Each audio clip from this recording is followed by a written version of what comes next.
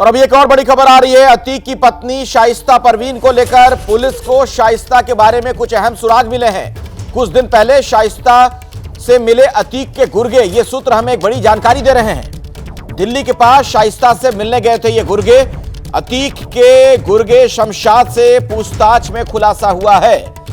शमशाद को भी कार से शाइस्ता के पास ले जाया गया था। 2 दिन पहले ही गिरफ्तार हुआ है शमशाद। और मोइन खान हमारे साथ प्रयागराज से हमारे सहयोगी जुड़े इसी खबर पर और ज्यादा जानकारी के साथ। मोइन,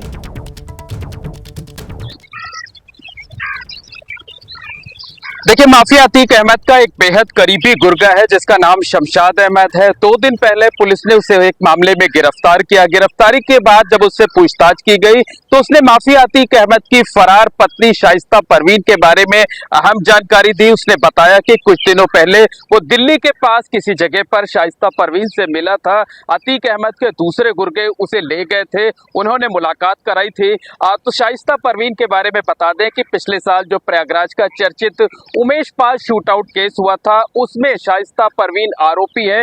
नामजद FIR दर्ज की गई थी। 50,000 रुपए का इनाम शाइस्ता परवीन पर है और इस घटना को बीते हुए तकरीबन 17 महीने हो गए हैं और 1.5 साल के बाद भी प्रयागराज पुलिस अभी तक शाइस्ता परवीन को गिरफ्तार नहीं कर पाई है। तो उम्मीद ये जताई जा रही है कि शाइस्ता परवीन को लेकर जो अहम सुराग पुलिस को लगे हैं, उसके बाद प्रयागराज पुलिस अब दिल्ली के आसपास एक बार फिर से तलाश कर सकती है शाइस्ता परवीन को। शाइस्ता परवीन को लेकर नए सिरे से रणनीति बना सकती है। अकेले शाइस्ता परवीन ही नहीं बल्कि उसके साथ साथ अतीक अहमद के परिवार की जो 2 अन्य महिलाएं हैं, अतीक अहमद के छोटे भाई अशरफ की पत्नी जैनब फातिमा और अतीक अहमद की बहन आयशा नूरी, इन दोनों पर भी 25-25 हजार रुपए का इनाम है। तो शमशाद ने इन दोनों के बारे में भी जानकारी दी है और जो जानकारी पुलिस के पास मिली है उसके आधार पर पुलिस इस नतीजे पर पहुंची है कि तीनों महिलाएं अलग अलग नहीं है बल्कि एक साथ है, एक दूसरे के संपर्क में है, लगातार फरार चल रही है। एक बात और बताइए कि अतीक का ये जो पूरा सिंडिकेट चल रहा था उसमें शाइस्ता की क्या भूमिका पाई जा रही है? किन मामलों में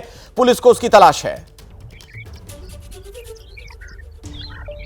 देखिए, सबसे बड़ी तलाश तो अतीक अहमद की फरार पत्नी शाइस्ता परवीन को इस बात पर है कि प्रयागराज पे जो पिछले साल चर्चित उमेश पाल शूटआउट केस हुआ था जिसमें अधिवक्ता उमेश पाल की हत्या की गई थी, इसके साथ साथ पुलिस के 2 कांस्टेबल की हत्या की गई थी, उसमें साजिश रचने में नामजद रिपोर्ट शाइस्ता परवीन के खिलाफ दर्ज की गई थी।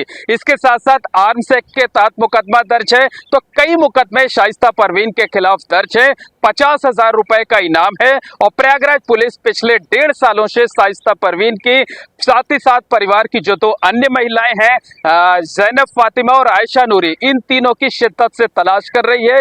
कई राज्यों में छापेमारी की जा चुकी है लेकिन अभी तक इन तीनों महिलाओं का पता नहीं चला है। तो जो पुलिस के सूत्र हैं उनका दावा है कि शमशाद से जो जानकारी मिली है उसके बाद से नई सिरे से रणनीति बनाई जाएगी और उम्मीद ये जताई जा रही है कि जल्द ही ये तीनों महिलाएं भी जो माफिया अतीक अहमद के परिवार की हैं वो पुलिस के शिकंजे में होंगी। ठीक है, बहुत बहुत शुक्रिया मोइन इस पूरी जानकारी के लिए। तो अपने दर्शकों को बता दें अभी की ये बड़ी खबर है कि इस मामले में अब शाइस्ता की तलाश की जा रही है और लास्ट लोकेशन उसकी दिल्ली मिली है।